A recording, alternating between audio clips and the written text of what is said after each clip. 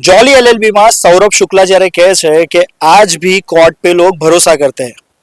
તો એવું જ એક બનાવ બન્યો છે વડોદરા શહેરમાં કે એક સામાન્ય નાગરિકની સામે જો પોલીસ પ્રશાસન પોતે કેસ કરે છતાં પણ એને ન્યાય મળી શકે છે એવો એક ઉદાહરણ વડોદરા શહેરમાં બન્યું છે તો એની વધુ વિગત માટે આપણે જાણીએ એડવોકેટ યોગેશ સર જે આપણી સાથે છે યોગેશભાઈ વાઘેલા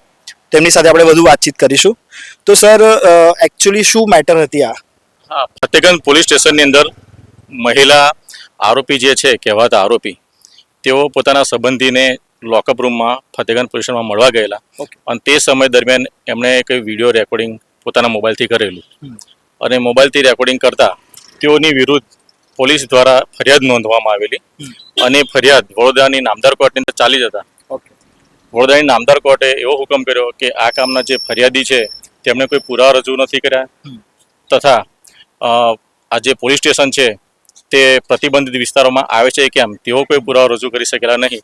જેથી મહિલા આરોપીને નિર્દોષ છોડવાનો હુકમ કરેલો છે ઓકે તો પુરાવા સામે પોલીસે રજૂ કર્યા હતા આના માટે ના પુરાવા કોઈ રજૂ કરી શકેલા નહીં વધુ કોઈ સીસીટીવી ફૂટેજ પણ રજૂ કરેલા નહીં તેમજ આ જે પોલીસ સ્ટેશનની અંદર વિડીયો રેકોર્ડિંગ કરવું તે પ્રતિબંધિત વિસ્તારમાં આવે છે કેમ તે પણ તેઓ પુરવાર કરી શકેલા નહીં જેથી મહિલા આરોપીને નિર્દોષ છોડેલા છે ઓકે તો સર હવે આજ પછી કોઈ સામાન્ય નાગરિક સાથે આવી કોઈ ઘટના બને છે કે એ પોલીસ સ્ટેશનમાં જઈને વિડીયોગ્રાફી કે કંઈક કરે છે કોઈક સારા ઇન્ટેન્શન સાથે તો એની સામે જ્યારે પગલાં થાય તો એને શું શું કરવું જોઈએ તમારા હિસાબે સૌથી પહેલું સ્ટેપ કયું હોવું જોઈએ જો કોઈ પણ વ્યક્તિ પોલીસ સ્ટેશનની અંદર વિડીયો રેકોર્ડિંગ કરે તો પહેલાં તો એ લોકોએ એ ધ્યાન રાખવું જોઈએ કે કોઈ પણ કર્મચારી સરકારી કર્મચારી કામકાજ કરતા હોય તો એમને અડચણરૂપ ન હોવું જોઈએ એવું એક બોમ્બે હાઈકોર્ટનું જજમેન્ટ પણ છે એટલે કોઈને અડચણરૂપ ના થાય એ પ્રમાણે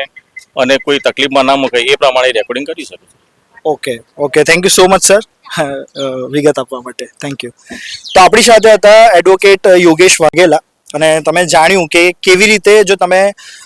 પોલીસ સ્ટેશનમાં કે કોઈ પણ એવા એરિયામાં ફોટોગ્રાફી કરી રહ્યા છો તો થોડી સાવચેતી સાથે કરવી જરૂરી છે પણ કદાચ તમારાથી ભૂલથી એવી કોઈ ઘટના થઈ જાય છે અને સામેથી કોઈ પણ કેસ થાય છે તો જેવી રીતે સરે કીધું એ પગલાં તમે લઈ શકો છો હું આશીષ રાજ ક્રાઇમ ડિવિઝન